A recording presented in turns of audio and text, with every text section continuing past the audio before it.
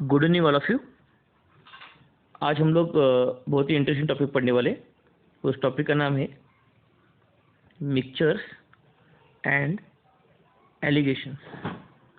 Mixtures and allegations, the name of the topic is mixtures and allegations. ठीक है, topic का नाम है मिक्सचर्स एंड एलिगेशंस।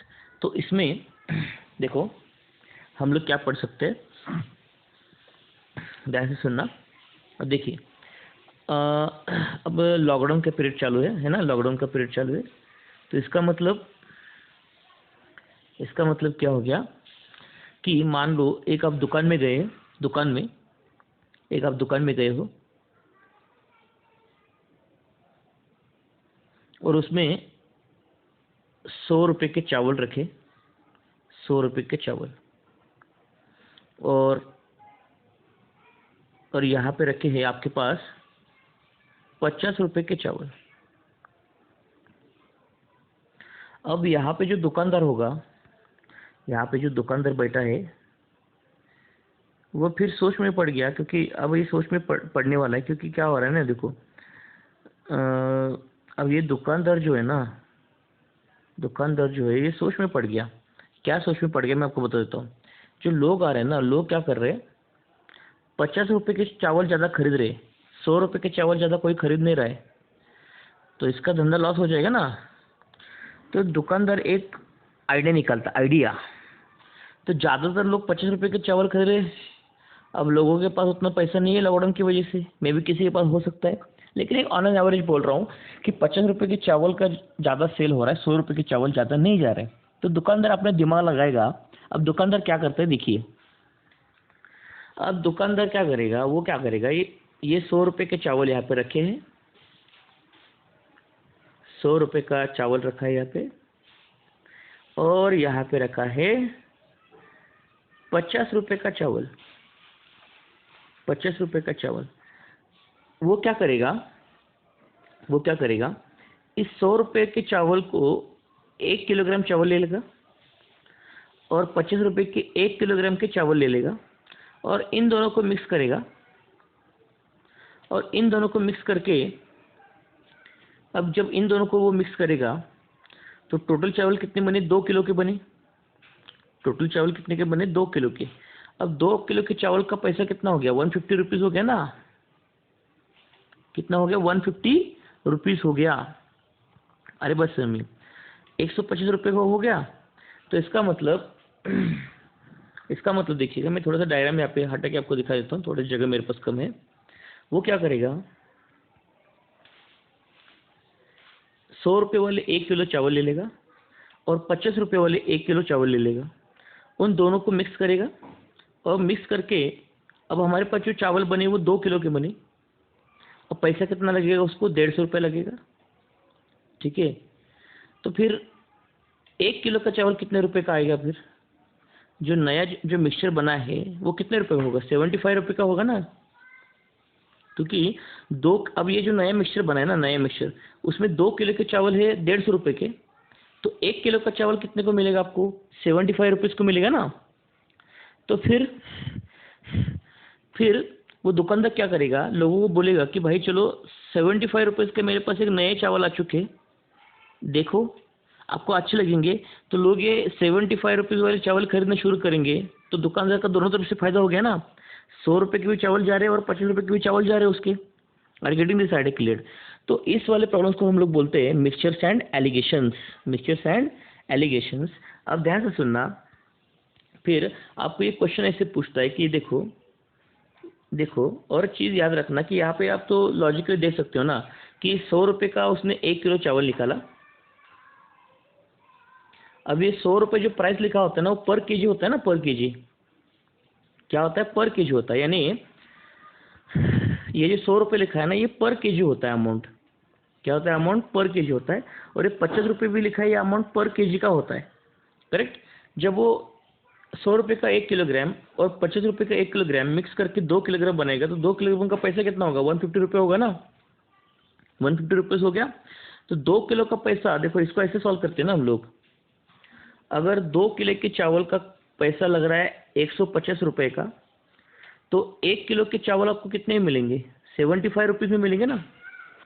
150 से तो 150 तो 2 से डिवाइड हो जाएगा।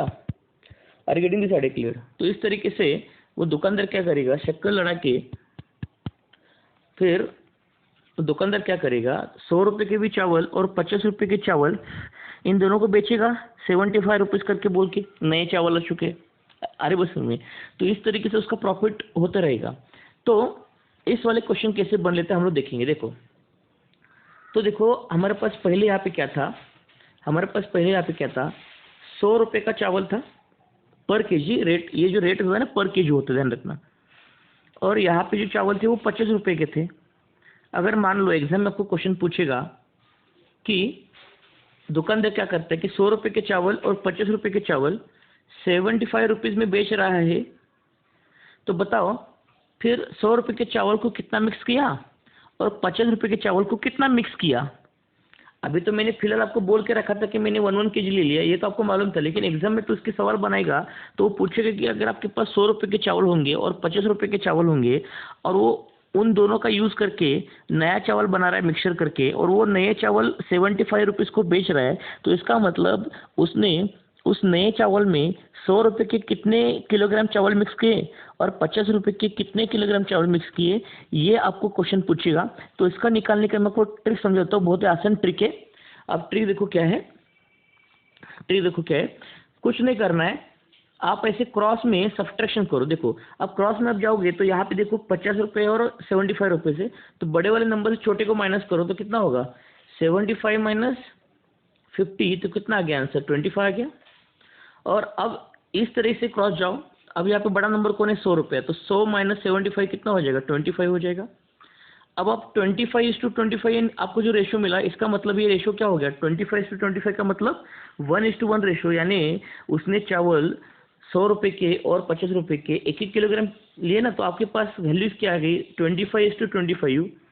इसका सिंपल रेशो बनाओ, 1:1 रेशो होगा। 1:1 रेशो का मतलब क्या हो गया कि उसने 100 रुपये के 1 किलोग्राम चावल को मिक्स कर दिया और 50 रुपये के 1 किलोग्राम को चावल को उसने मिक्स करके अब वो 75 रुपीज़ पर केजी चावल बेच रहा है। तो ध्यान रखना, अगर आपको इनिशियली चावल कितने रेशो में डाला था वो अगर पूछ रहा है तो इस तरीके से शॉर्टकट मेथड आप लगा दो, है ना, ऐसे क्रॉस में, राइट क्रॉस और लेफ्ट क्रॉस, इस तरीके से उसको निकाल सकते हो। और देखो हमने भी चावल 1 किलोग्राम और 1 किलोग्राम में मिक्स किया था ना, तो ये इस तरीके से ये सवाल बन जाएंगे। Are getting this idea clear? तो इसका मैं आपको एक क्वेश्चन समझाता हूँ, क्वेश्चन कैसे होगा देखो, क्वेश्चन कैसे होगा देखो इसका, अब ध्यान से सुनना। In what ratio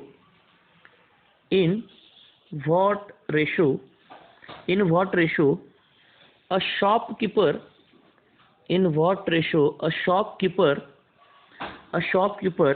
should mix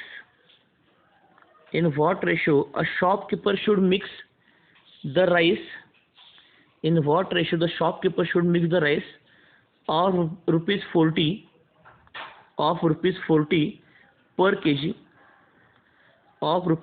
per kg, in the rice of rupees 30 per kg, so that amount of mixture becomes 33 rupees per kg. Amount of mixture becomes 33 rupees पर केजी। तो देखो ये वाला क्वेश्चन भी बहुत आसान है, इसको हम लोग कैसे करेंगे देखिएगा। देखो वो क्वेश्चन में क्या बोल रहा है, किस रेशो में शॉपकीपर शुड मिक्स, उसके पास दो तरह के चावल है, 40 रुपये का चावल है पर केजी और 30 रुपीज़ का चावल है पर केजी। इन दोनों चावल को वो किस रेशो में मिलाए तो वो चावल मिक्स होने के बाद जो नए चावल बनेंगे वो 33 रुपीज़ पर केजी में बेच सकता है। तो रेशो क्या होगा वो पूछ रहा है। तो मैंने इसका आपको ट्रिक बताता हूँ, उसी ट्रिक से आपको इसको करना है। तो ट्रिक क्या देखो, तो पहले यहाँ पे लिखो आप जो दिया आपको, देखो पहले आपके पास दे दिया 40 रुपीज़ के चावल है पर केजी, उसको एक बॉक्स बना दो। उसके बाद आपके पास है ₹30 के चावल, ऐसे क्रॉस की लाइन बनाओ और उनसे आपको जो मिल रहा है नए चावल, वो कितने रुपीज़ को बेच रहा है? वो ₹33 को बेच रहा है। अब कुछ नहीं करना है, तो ये ₹40 का और ₹30 के चावल उसने किस किस रेशियो में मिक्स किए, ये क्वेश्चन पूछ रहा है। तो उसके लिए आपको क्या करना है, क्रॉस में सब्ट्रैक्शन कर देना है। तो देखो क्रॉस में हम लोग सब्ट्रैक्शन कैसे करेंगे, तो क्रॉस में सब्ट्रैक्शन ऐसे करेंगे, बड़े नंबर से छोटा नंबर माइनस कर देना है। तो 33 माइनस 30 तो कितना आ जाएगा, 3 आ जाएगा। और इस साइड में क्रॉस में करेंगे तो 40 नंबर बड़ा है, बड़े से छोटा माइनस करेंगे। 40 माइनस 33 कितना आ गया, 7। यानी उसने चावल को मिक्स कर दिया, चावल को मिक्स कर दिया 3:7 रेशो में, 3:7 रेशो में, 3:7 रेशो में मिक्स कर दिया। इसका मतलब क्या है, उसने फिर ₹40 के 3 किलोग्राम चावल ले लिए और ₹30 के 7 किलोग्राम चावल को उसने ले लिया। अब जो नया चावल बन रहा है ना, वो फिर ₹33 पर केजी हो जाएगा ना, फिर ₹33 पर केजी हो जाएगा। अरे बस सर, में ₹33 पर केजी हो जाएगा। अब ध्यान से सुनना, ₹33 पर केजी हो जाएगा, ठीक है। अब मुझको एक चीज़ बताओ आप, मैं इसको प्रूव करके दिखाऊंगा कि उसने 3 किलोग्राम ₹40 के लिए थे और 7 किलोग्राम ₹30 के लिए थे, तो नए चावल बन के ₹33 पर केजी वाले कैसे बन गए, दिखाता हूँ मैं आपको। देखो चावल का रेट है पहले ₹40 पर केजी, तो 3 केजी चावल का रेट कितना हो गया, ₹120। तो ₹120 यहाँ पे लिखो आप, तो वो ₹120 हो गया। कैसे निकाला मैंने, 40 into 3 हो गया ना, ₹40 के 3 किलो चावल आपने मिक्स कर लिए, प्लस ₹30 के आपने 7 किलो चावल को मिक्स कर दिया, तो 30 into 7 कितना हो गया, 210। 210 तो उसने जो नए चावल बनाए मिक्स करके, तो उसका अमाउंट कितना हो गया, ₹330 हो गया ना। लेकिन ₹330 हो गया, ₹330 हो गया, तो वो कितने चावल बने, कितने किलो के बने, वो बने 3 + 7 यानी 10 केजी। तो देखो 10 केजी जो नए चावल है उनका रेट है ₹330। तो 1 केजी चावल का रेट कितना होगा, एक्स, क्रॉस मल्टीप्लिकेशन करेंगे तो 1 केजी चावल का रेट कितना आएगा आपके पास, तो 1 केजी चावल का रेट आएगा आपके पास ₹33 आएगा। वही तो हमने प्रूव कर लिया ना, ₹33 आएंगे, यही तो हमने प्रूव कर लिया। तो आ रही बस में ये मिक्सचर और एलोकेशन के क्वेश्चन को कैसे सॉल्व करना है आप समझ रहे हो अच्छे से, तो ध्यान रखना उसकी तरफ। तो that is very very important. अरे बस में ओके। अब ये ऐसी मिलावट दुकानदार ही करते हैं, ऐसी कुछ बात नहीं है। दूध में भी पानी मिला जाता है, तो दूध और पानी के जो क्वेश्चन है उसको भी हम लोग आसानी से इसी तरीके से कर सकते हैं, इसी तरीके से कर सकते हैं। देखो एक सिंपल सी बात है, इसी तरीके से आप इसको कर सकते हैं ना। तो मैं आपको एग्जांपल लेके समझाता हूँ, एग्जांपल लेके देखो दूध और पानी का, चलो दूध और पानी का एग्जांपल लेके समझ लेते हैं ना। देखो क्वेश्चन क्या पूछा है, इन व्हाट रेशो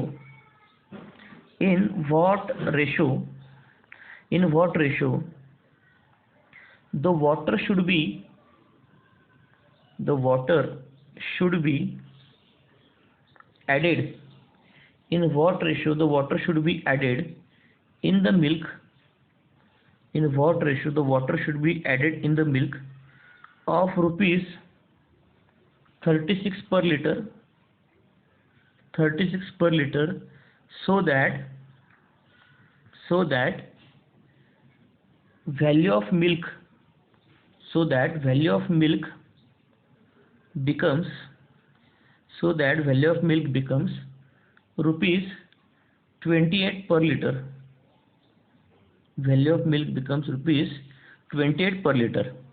अब ध्यान से सुनना, ये क्वेश्चन क्या है, देखो किस रेशो में the water should be added in the milk और रुपीज 36 पर लीटर, यानी मिल्क है वो 36 रुपीज पर लीटर है।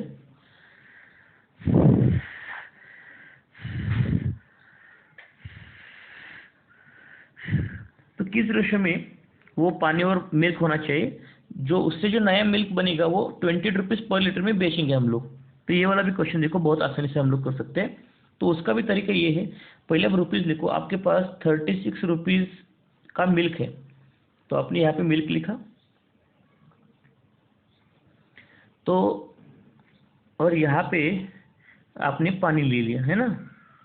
तो जो नया मिल्क बनेगा वो कितने में बेचा जाएगा, 28 रुपीज़ में बेचा जाएगा, करेक्ट। अब देखो यहाँ पे तो मिल्क का पैसा लगाया 36 रुपीज़, लेकिन पानी के पैसे के बारे में क्या है, तो पानी का कोई पैसे का काउंट होता नहीं, क्योंकि पानी तो फोकट में आप कितना चाहिए उतना यूज़ कर सकते हो ना। पानी पानी में ज़्यादा कोई पैसा नहीं लगता, इसलिए जनरली हम लोग क्या करते हैं, पानी जो मिक्स करते हैं उसका पैसा बहुत कम होता है, तो उसको हम लोग 0 रुपया कंसिडर कर लेते हैं। 0 रुपया, पानी का 0 रुपया होता है। अब देखो फिर आपने तो कितना पानी आपने मिक्स किया, जो कि नया मिल्क बनेगा वो 28 रुपये में बेचा जाएगा। तो वो निकालने का सबसे आसान तरीका है, क्रॉस मल्टीप्लिकेशन करो, बड़े से छोटा वाले माइनस करो। 28 माइनस 0 कितना होगा, 28, ठीक है। और 36 माइनस 28 कितना हो जाएगा, 8। इसका मतलब हो गया, इसका मतलब हो गया आपने देखो ये क्रॉस मल्टीप्लिकेशन करने के बाद ये नीचे वाली चीज़ देखो, ऐसे नीचे वाली, तो आपने 28 पार्ट मिल्क का ले लिया, 28 पार्ट मिल्क का ले लिया, और आपने 8 पार्ट पानी का ले लिया, 8 पार्ट पानी का। इवन तो ये क्रॉस में चला जाता है ना, लेकिन फिर भी ये मिल्क के नीचे मिल्क ही आता है, पानी के नीचे पानी आता है। तो 28 पार्ट आपने मिल्क ले लिया और 8 पार्ट आपने पानी ले लिया। तो इस रेशो को अगर सिंपल करेंगे, इस रेशो को अगर हम लोग सिंपल करेंगे तो रेशो क्या आ गया, मिल्क और वाटर का रेशो क्या आ गया, हमारा नया रेशो जो है वो आ गया 28:8 आ गया। मिल्क और वाटर का रेशो आ गया 28:8 आ गया। तो सिंपल रेशो क्या हो गया, 7:2 हो जाएगा। इसका मतलब आपने क्या किया था, 7 लीटर मिल्क ले लिया था सिंपल टर्म्स में, और उसमें 2 लीटर पानी आप मिक्स कर रहे हो। 7 लीटर मिल्क में आपने 2 लीटर वाटर मिक्स कर रहे हो, 2 लीटर वाटर मिक्स कर रहे हो। तो यही तो तरीका होता है, अंडरस्टूड। तो इस तरीके से ये पानी में सॉरी पानी में दूध नहीं बोल रहा हूँ मिल्क में मिल्क में हम लोग पानी मिक्स कर लेते हैं, पानी में दूध आ गया तो कोई बात ही खत्म है, कोई बोलने की ज़रूरत भी नहीं है अरे बस समय में तो ये मिक्सचर वाला प्रॉब्लम इस तरीके से देखिए, दुकानदार कितने होशियार होते हैं और जो दूध बेचने वाले वो भी कितने होशियार होते हैं ना। तो अगली बार से अगर कभी बिजनेस डालोगे, इनकमिंग फ्यूचर अगर दुकान विकान डालोगे तो ये सारी चीज़ें आपको मालूम होनी चाहिए, ठीक है। अब देखो अब एक और क्वेश्चन है, उस क्वेश्चन पे हम लोग पढ़ेंगे। देखो एक क्वेश्चन है, a shopkeeper mixed the pure ghee of ₹100 per kg, pure ghee of ₹100 per kg in the local ghee of ₹50 per kg, in the local ghee of ₹50 per kg, and made a profit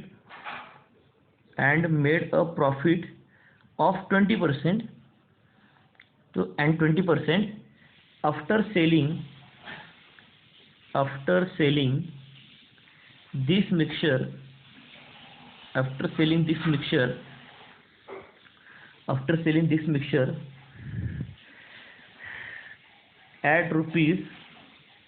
₹96 per kg,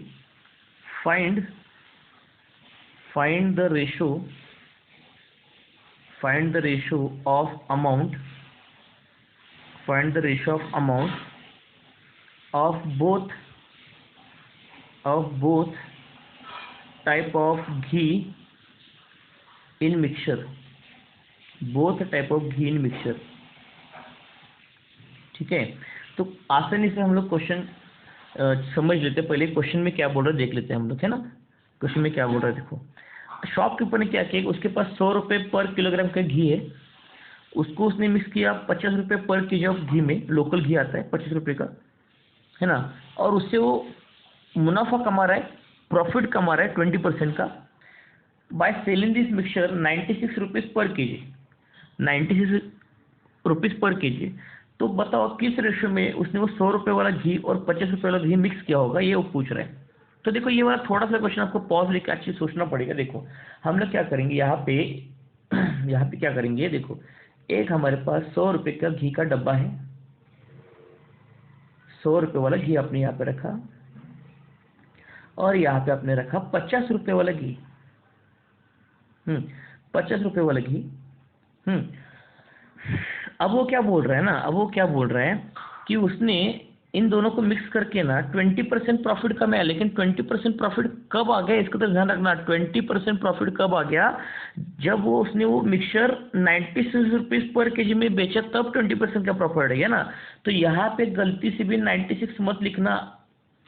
क्योंकि क्यों नहीं निकला, क्योंकि जब वो mixture बना रहा था 100 रुपये घी का और 50 रुपये घी का, तब जो मिक्सचर बना था उसका कुछ तो पैसा था, मान लो उसका पैसा X रुपीज़ था।